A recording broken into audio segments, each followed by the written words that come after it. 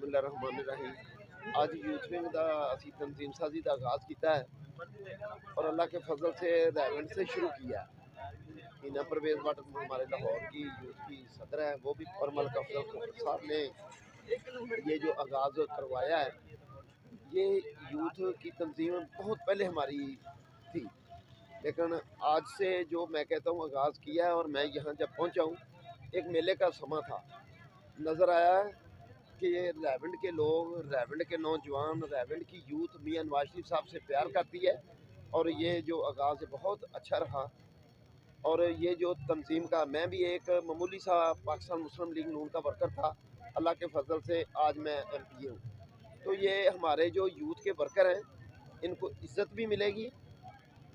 आप देखेंगे ये चेयरमैन भी होंगे, काउंसलर भी होंगे, वाइस चेयरमैन भी होंगे और MPA भी बनेंगे, क्योंकि जो पार्टियाँ अपने वर्कर को इज़्ज़त देती हैं, मुल्क की तरक्की को देखती हैं, वो हमेशा कायम रहती है। ये सब्ज़ बाग दहाने वाली होती हैं, वो ख़त्म हो जाती हैं। जब मियां नवाज शरीफ साहब का नाम आता है, आपको मोटरवे भी याद आती होगी, आपको जो उन्होंने बिजली के कारखाने लगाए वो भी याद आते होंगे, जो उन्होंने पाकिस्तान को एक एटमी पावर बनाया, आपको वो भी याद आते होंगे। तो इसलिए जब रैवेंट का नाम आता है तो मियां नवाज शरीफ साहब का नाम आता है। तो हमने रैवेंट से आगाज़ किया है और अल्लाह के फजल से यहाँ आपने देखा होगा कि जब शहबाज शरीफ साहब CM थे, हॉस्पिटल में, पुल में उनका चक्कर लगता रहता था और यहाँ फूल खिले होते थे। आज हमने देखा है, दिल को भी अफसोस हुआ है कि इतने कीमती यहाँ पौधे लगे थे, जो आज कसदार को बददुआएं दे रहे हैं कि उन्होंने यहाँ के माली कहाँ चले गए। तो इसीलिए जब तरक्की का नाम आएगा और इसी पट्टी चौक से रैवेंट की तरक्की का भी इंशाल्लाह आगाज़ होगा। जो रैवेंट के मसाइल ने इंशाल्लाह हम हल करेंगे। जब वक्त आएगा, रैवेंट को भी नज़र आएगा कि वाकई ये मियां नवाज शरीफ का घर था और मियां नवाज शरीफ साहब का घर है। जैसे हालात होंगे उसके साथ हैं हम, लेकिन अवाम जो चाह रही है ना, ये मेरी आवाज़ नहीं, हम तो इलेक्शन के लिए तैयार हैं। अवाम कहती है कि ये जो एक मदारी था जिसका नाम था इमरान खान न्याजी, उन्होंने डुगडुगी बजाई और मुल्क को दिवालिया कर दिया, कश्मीर को मोदी के हवाले कर दिया। उन्होंने क्या दिया पाकिस्तान को? और ये हुकूमत पंजाब में उस वक्त तो कहते थे 27 किलोमीटर का वज़ीर आज़म, उसके पास अख्तियार क्या है? ये जो पंजाब में वजारत आला तो उनके पास थी, क्या ज़रूरत थी? ये अवाम को उन्होंने परेशान किया, असम्बलियाँ तोड़ियाँ ने, क्या एमरजेंसी थी? सिर्फ उसको वज़ीर आज़म की कुर्सी मिल जाए तो बाकी भी रहेंगे, अगर नहीं मिलेगी तो जैसे छोटे खेलते थे ना, जी हम नहीं खेलेंगे तो कोई भी नहीं है। इसलिए वो एक जुनूनी आदमी है, उसे हॉस्पिटल में जाना चाहिए, उसे पागल खाने में जाना चाहिए। जो उन्होंने कहा था हम असम्बलियों पे लानत भेजते हैं, आज उन्हीं असम्बलियों के लिए लोगों से भीख मांग रहा है, लोगों से वोट मांग रहा है। शर्म की बात है। उन्होंने पंजाब की हुकूमत खुद ख़त्म की है, लेकिन अल्लाह के फजल से जब वक्त आएगा, पंजाब की आवाम बताएगी कि हम मुस्लिम लीग नून के साथ थे और आज भी मुस्लिम लीग नून के साथ हैं। लेकिन इलेक्शन की बात है, जब मुल्क को दिवालिया कर दिया है, IMF से मुआहदे तोड़ दिए हैं, क्या उन्होंने हालात किया है? अपना 70 अरब चाहिए KPK और पंजाब के लिए।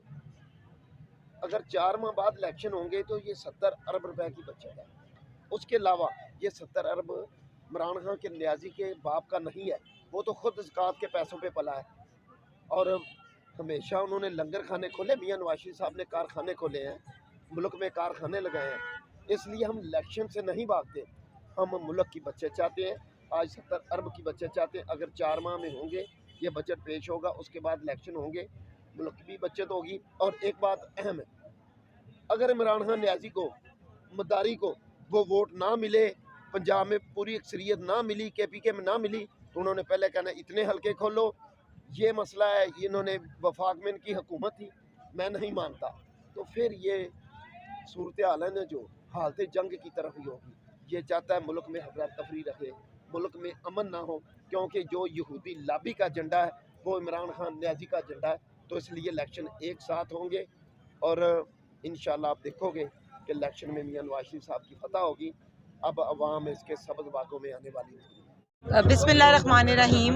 आपको पता है रमज़ानुल मुबारक है और आज इफ्तारी के बाद से माशाल्लाह हम निकले हुए हैं और हमने लाहौर की सारी पीपी विज़िट की है और अल्हम्दुलिल्लाह हमें इतना अच्छा रिस्पांस मिला और अभी हम मिर्ज़ा जावेद साहब के हलके में आए हैं और अभी शायद 11:30 बज गए और देखिए जिस तरह यूथ यहाँ इकट्ठे है। मैं बस ये कहूँगी कि स्पेशली इस हलके में जो यूथ का जज्बा जुनून है, ये हमारे मुल्क का असासा है। ये यूथ, ये हमारे मुल्क का फ्यूचर है और मियाँ मोहम्मद नवाज शरीफ साहब का स्पेशल पैगाम है यूथ के लिए कि इनको हमें फोर फ्रंट पे लाना है, इनको हमें पॉलिटिकल रिस्पॉन्सिबिलिटीज़ देनी है, पार्टी के ओहदे देने हैं और हमने ये मेंबरशिप फॉर्म्स अल्हम्दुलिल्लाह फिल किए हैं और इतने ज़्यादा अबव 500 मेंबरशिप फॉर्म्स ऑलरेडी इधर से फिल हो गए हैं और पूरे लाहौर से इंशाल्लाह ताला अबव 60-70,000 हमें यूथ के मेंबर्स मिलेंगे और मैं बड़ी एक्साइटेड हूँ बिकॉज़ मुझे यही लगा है कि यूथ जो है उसको थोड़ी सी मोबिलाइजेशन की ज़रूरत थी,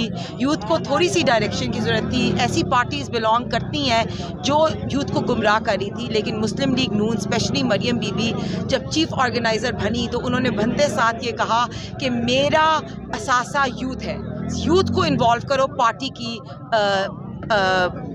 डिसीजन मेकिंग में, आगे सियासत में भी यूथ को इन्वॉल्व होना चाहिए और हमें जैसे youth program for example youth internship हो, मेरिट पे स्कॉलरशिप हो, आईटी प्रोग्राम्स में लैपटॉप हो, यूथ के लिए बेहतर फैसिलिटीज़ हो, ये यूथ हमें गाइड भी करेगी, हमें आगे मैनिफेस्टो यूथ का उसमें ये अपनी पॉइंट ऑफ व्यू भी देगी और इंशाल्लाह ताला ये फोर फ्रंट पे आएंगी और मैं चाहती हूँ कि हमारी यूथ आगे आके इलेक्शंस भी लड़े, अपने आप को मीडिया सावी भी करे, सोशल मीडिया सावी भी करे और जिस तरह मैंने देखा है लाहौर का यूथ का रिस्पांस 3 अप्रैल से हमने स्टार्ट किया है, आज 7 अप्रैल है, अभी तक अल्हम्दुलिल्लाह लाहौर के अंदर यूथ का बहुत अच्छा रिस्पांस है। तो मैं यूथ के सारे मेंबर्स को जो अभी हैं जिन्होंने अपने फॉर्म फिल किए हैं उनको वेलकम भी करती हूँ और इंशाल्लाह ताला इस कैंप में दोबारा आए और अपनी मैक्सिमम मेंबरशिप रजिस्टर करें। Thank you.